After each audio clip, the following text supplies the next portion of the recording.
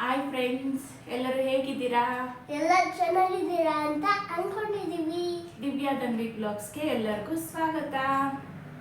ಇವತ್ತು ಶನಿವಾರ. ನಾರ್ಮಲ್ ಆಗಿ ನನ್ನ ಮಗನಿಗೆ ಶನಿವಾರದ ಹಾಫ್ ಡೇ ಸ್ಕೂಲ್ ಇರ್ತಿತ್ತು. ಬಟ್ ಇವತ್ತು ಅವನಿಗೆ ರಜಾ ಕೊಟ್ಟಿದ್ದಾರೆ. ಯಾಕಂದರೆ ಪೇರೆಂಟ್ಸ್ ಟೀಚರ್ ಮೀಟಿಂಗ್ ಇದೆ. ಪೇರೆಂಟ್ಸ್ ಟೀಚರ್ಸ್ ಮೀಟಿಂಗ್ ಫ್ರೆಂಡ್ಸ್, ನಮ್ಮ ಅಮ್ಮಂಗೆ ಗೊತ್ತೇ ಆಗಲ್ಲ. ಅಮ್ಮಂಗೆ ಹೇಳಕ್ಕೆ ಬರಲ್ಲ ಫ್ರೆಂಡ್. ಹೌದು, ನನಗೇನು ಬರಲ್ಲ ಫ್ರೆಂಡ್ಸ್. ಎಲ್ಲ ಇವನೇ ಕಲಿಸ್ಕೊಡೋದು ನನಗೆ.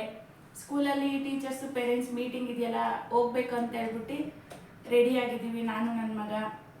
ಬೆಳಿಗ್ಗೆನೇ ಬೇಗ ಎದ್ದು ಎಲ್ಲ ಕೆಲಸ ಮುಗಿಸಿ, ಸ್ನಾನನೂ ಮುಗಿಸಿ, ಪೂಜೆನೂ ಮುಗಿಸಿ, ಎಲ್ಲ ಕೆಲಸ ಮುಗಿಸ್ಬಿಟ್ಟಿದ್ದೀನಿ.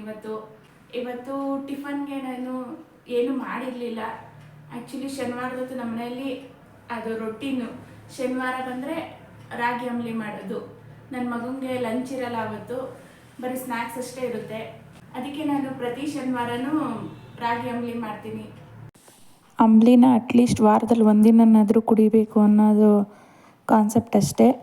ಬಾಡಿ ಎಲ್ಲ ಹೀಟ್ ಆಗಿದ್ರೆ ತಂಪಾಗುತ್ತೆ ಮತ್ತು ಆರೋಗ್ಯಕ್ಕೂ ಒಳ್ಳೆಯದು. ನನಗೆ ಅಂಬ್ಲಿಗೆ ಈರುಳ್ಳಿ ಹಾಕ್ಕೊಂಡು ಕುಡಿಯೋದು ಇಷ್ಟ ಆಗೋಲ್ಲ. ನಾನು ಹಂಗೆ ಪ್ಲೇನ್ ಕುಡಿತೀನಿ. ನನ್ನ ಮಗನಿಗೆ ಅವ್ರ ಅಪ್ಪಂಗೆ ಈರುಳ್ಳಿ ಬೇಕೇ ಬೇಕು.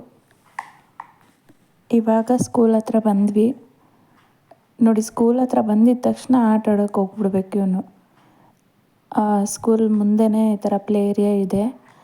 ಅಲ್ಲಿ ಸ್ವಲ್ಪ ಹೊತ್ತು ಆಟಾಡ್ತೀನಮ್ಮ ಅಂತ ನೋಡಿ ಆಟ ಆಡ್ತಾಯಿದ್ದಾನೆ. ಇವಾಗ ಒಳಗಡೆ ಹೋಗಬೇಕು. ಕ್ಲಾಸಲ್ಲಿ ಹೋಗ್ಬಿಟ್ಟು ಅವ್ರ ಮ್ಯಾಮ್ನ ಮಾತಾಡಿಸಿ ನನ್ನ ಮಗ ಟೆಸ್ಟ್ನ ಯಾವ ಥರ ಮಾಡಿದ್ದಾನೆ ಅಂತ ರಿಪೋರ್ಟ್ ಕಾರ್ಡ್ ಕೊಡ್ತಾರೆ. ಅದನ್ನ ನಿಮ್ಮ ಹತ್ರನೂ ಶೇರ್ ಮಾಡ್ತೀನಿ ಬನ್ನಿ. ನೋಡಿ, ಇವ್ರ ಸ್ಕೂಲ್ ಎಂಟ್ರೆನ್ಸ್ ಈ ಥರ ಇದೆ. ಅದೇ ಚೋಟಾ ಭೀಮ್ದು.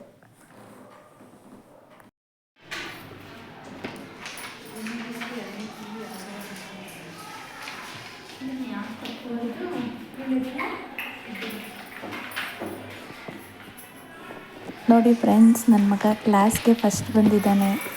100% ರಿಸಲ್ಟ್ ಒಂದು ನೋಡಿ. ಪೇಪರ್ಸು ಯಾವ್ಯಾವ ಥರ ಮಾಡಿದ್ದಾನೆ.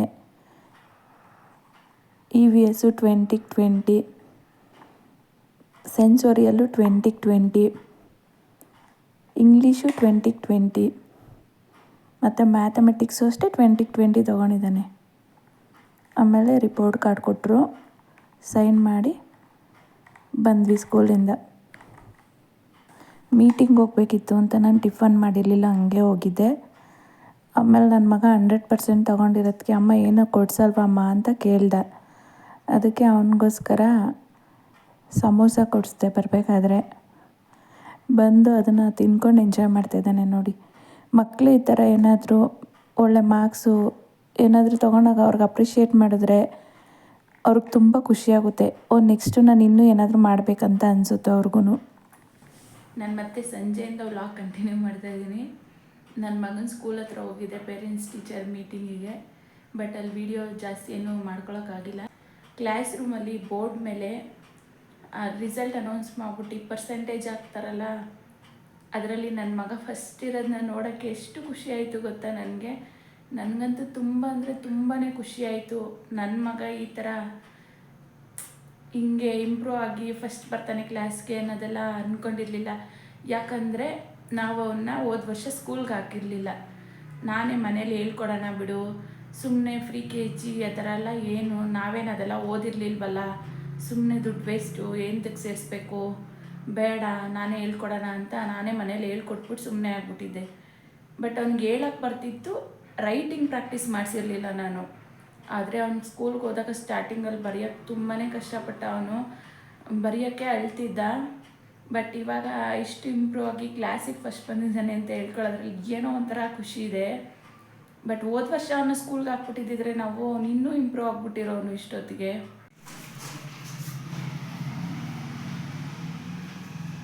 ಮುಗೀತಾ ಆಟ ಆಡಿದ್ದು? ಚೆನ್ನಾಗಿ ಆಟ ಆಡ್ದ ಧನ್ವಿಕ್ ಇವತ್ತು? ಹ್ಞೂ ಅಮ್ಮ, ಚೆನ್ನಾಗಿ ಆಟ ಆಡಿದೆ. ಇವತ್ತು ರಜಾ ಇತ್ತು ಅಂತ ಅವ್ರ ಜೊತೆ ಚೆನ್ನಾಗಿ ಆಟ ಆಡಿದೆ. ಲೂಡೋ ಇತ್ತಲ್ಲ, ಅವ್ರ ಜೊತೆ ಲೂಡೋ ಆಡಿದೆ. ಗಂಡಲ್ಲಿ ಆಟ ಆಡಿದೆ, ಫುಲ್ಲು ಮಜಾ ಮಾಡ್ಕೊಂಡು ಬಂದೆ. ಆಂಟಿ ಸ್ನ್ಯಾಕ್ಸ್ ಕೊಟ್ಟರು, ಹಾಲು ಕೊಟ್ಟರು.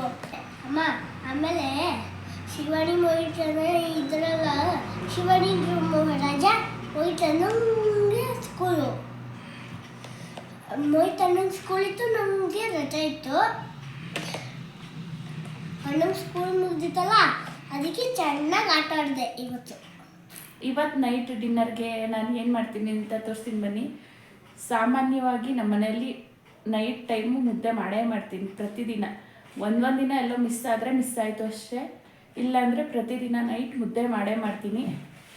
ನಿನ್ನೆ ಎಲ್ಲ ತುಗರಿ ಕಾಳಲ್ಲಿ ರೆಸಿಪಿ ಮಾಡಿ ತೋರಿಸಿದೆ. ಇವತ್ತು ಅವರೆಕಾಳನ್ನ ಇದಕ್ಕೆ ಬಿಟ್ಟು ಅದರಲ್ಲಿ ಸಾಂಬಾರು ಮಾಡ್ತಾರಲ್ಲ ನನ್ನ ಸ್ಟೈಲಲ್ಲಿ, ಅಂದರೆ ನಾನು ಯಾವ ಥರ ಸಾಂಬಾರು ಮಾಡ್ತೀನಿ ಅಂತ ತೋರಿಸ್ತೀನಿ ಬನ್ನಿ. ನಿಮಗೂ ಇಷ್ಟ ಆದರೆ ನೀವು ಮನೇಲಿ ಟ್ರೈ ಮಾಡಿ. ಸಾಂಬಾರಿಗೆ ನಾನೆಲ್ಲ ಹಚ್ಚಿ ರೆಡಿ ಮಾಡ್ಕೊಂಡಿದ್ದೀನಿ. ಒಂದು ಮೀಡಿಯಮ್ ಸೈಜ್ ಈರುಳ್ಳಿ, ಒಂದು ಟೊಮೆಟೊ, 1 ಇಂಚಷ್ಟು ಚಕ್ಕೆ, ಒಂದೆರಡು ಲವಂಗ, ಒಂದು ಸ್ವಲ್ಪ ಕಾಯಿ ಮತ್ತು ಶುಂಠಿ, ಬೆಳ್ಳುಳ್ಳಿ, ಸ್ವಲ್ಪ ಕೊತ್ತಂಬರಿ ಸೊಪ್ಪು. ಆಮೇಲೆ ಒಗ್ಗರಣೆಗೆ ಅಂತ ಸ್ವಲ್ಪ ಈರುಳ್ಳಿ ಮತ್ತು ಅವರೆಕಾಳನ್ನ ಇಕ್ಕಬಿಟ್ಟು ರೆಡಿ ಮಾಡಿ ಇಟ್ಕೊಂಡಿದ್ದೀನಿ. ಎಲ್ಲನೂ ಈ ಥರ ಒಂದು ಸರಿ ರೆಡಿ ಮಾಡಿ ಇಟ್ಕೊಂಬಿಟ್ರೆ ಅಡುಗೆ ಮಾಡೋಕ್ಕೆ ತುಂಬ ಈಸಿ ಆಗುತ್ತೆ. ಅದಕ್ಕೆ ಎಲ್ಲ ಒಂದು ಸರಿ ರೆಡಿ ಮಾಡಿ ಇಟ್ಕೊಬಿಡ್ತೀನಿ. ಆಮೇಲೆ ಹಂಗೇ ಮತ್ತೆ ಇನ್ನೊಂದು ಕಡೆ ಅನ್ನಕ್ಕೆ ಇಟ್ಕೊಂಡಿದ್ದೀನಿ.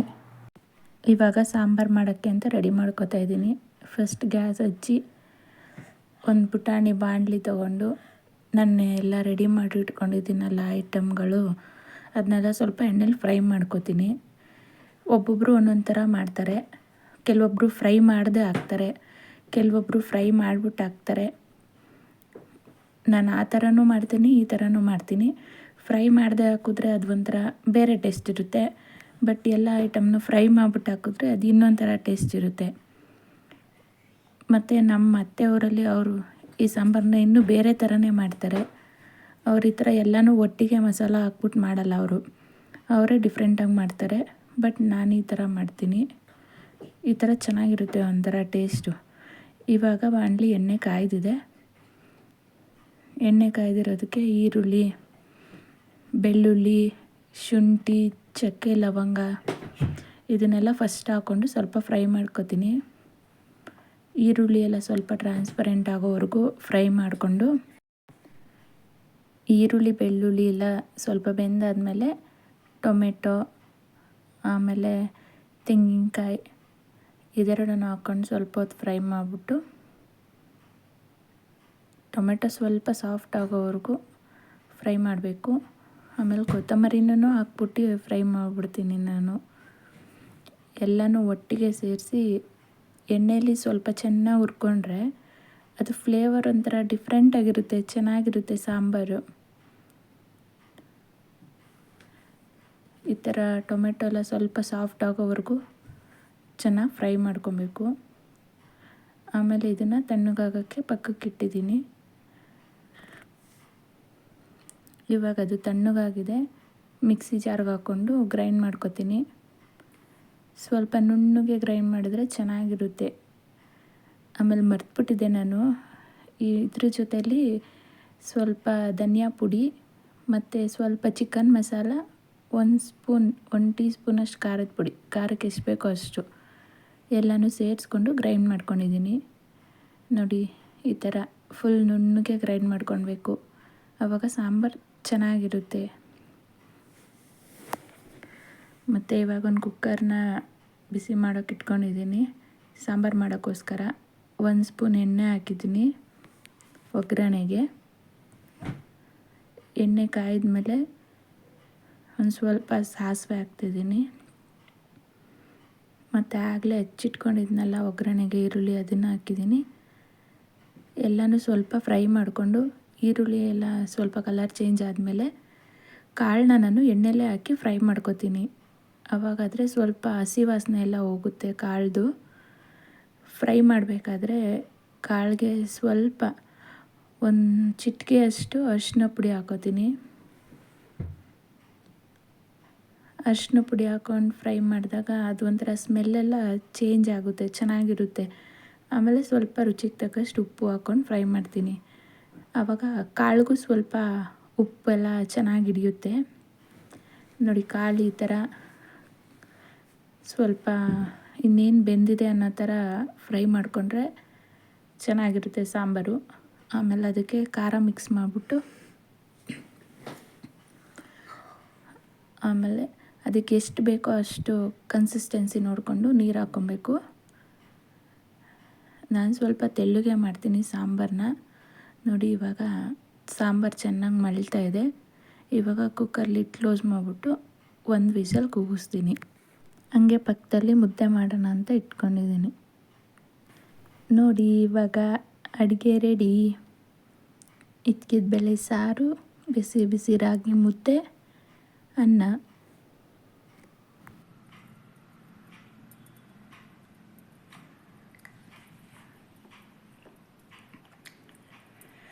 ಫ್ರೆಂಡ್ಸ್ ಸೂಪರ್ ಆಗಿದೆ. ಇಕ್ಕಿದ ಬೇಳೆ ಸಾರು ಅಂತ ಸೂಪರ್ ಆಗಿರುತ್ತೆ. ನೀವು ಮನೇಲಿ ಮಾಡ್ಕೊಂಡು ತಿನ್ನಿ ಆಯ್ತಾ ಫ್ರೆಂಡ್?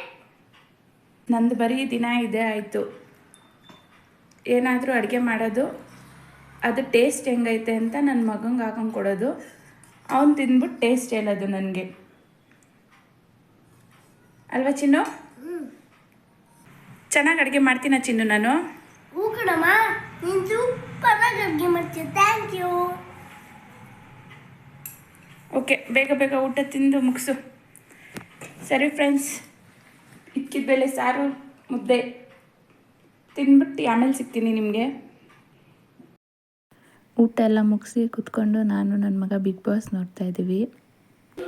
ಅವ್ನು ನೋಡ್ತಾ ಇರಬೇಕಾದ್ರೆ ವೇಕಪ್ ಸಾಂಗ್ ಬರುತ್ತಲ್ಲ, ಅದಕ್ಕೆ ಅವ್ನು ಯಾವಾಗಲೂ ಇಷ್ಟೇ. ಅವನೇನಾದರೂ ಟಿ ವಿ ನೋಡ್ಕೊಂಡು ಕೂತಿದ್ದಾನೆ ಅಂದರೆ ಆ ಸಾಂಗ್ ಬಂದಾಗ ಮನೆಯವರೆಲ್ಲ, ಅಂದರೆ ಬಿಗ್ ಬಾಸ್ ಮನೆಯವರೆಲ್ಲ ಡ್ಯಾನ್ಸ್ ಮಾಡ್ತಾರಲ್ಲ, ಇವನು ಆ ಸಾಂಗ್ ಬಂದಿದ್ದ ತಕ್ಷಣ ಕರೆಕ್ಟಾಗಿ ಎದ್ದು ಓಡೋಗ್ಬಿಡ್ತಾನೆ.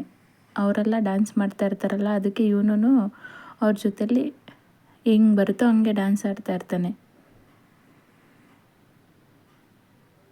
ಆ್ಯಕ್ಚುಲಿ ಡ್ಯಾನ್ಸ್ ಬರಲ್ಲ ಅವನಿಗೆ, ಬಟ್ ಆದರೂ ಅವ್ನಿಗೆ ಹೆಂಗೆ ಬರುತ್ತೋ ಹಂಗೆ ಅವ್ನಿಗೆ ಇಷ್ಟ ಬಂದಂಗೆ ಅವರೆಲ್ಲ ಡ್ಯಾನ್ಸ್ ಮಾಡೋದನ್ನ ನೋಡಿ ಇವನು ಡ್ಯಾನ್ಸ್ ಮಾಡ್ತಾ ಇರ್ತಾನೆ. ಅದೇನೋ ಒಂಥರ ಅವನು ಖುಷಿ. ಪ್ರತಿದಿನ ಅವ್ನು ಹಿಂಗೆ ಮಾಡ್ತಾನೆ.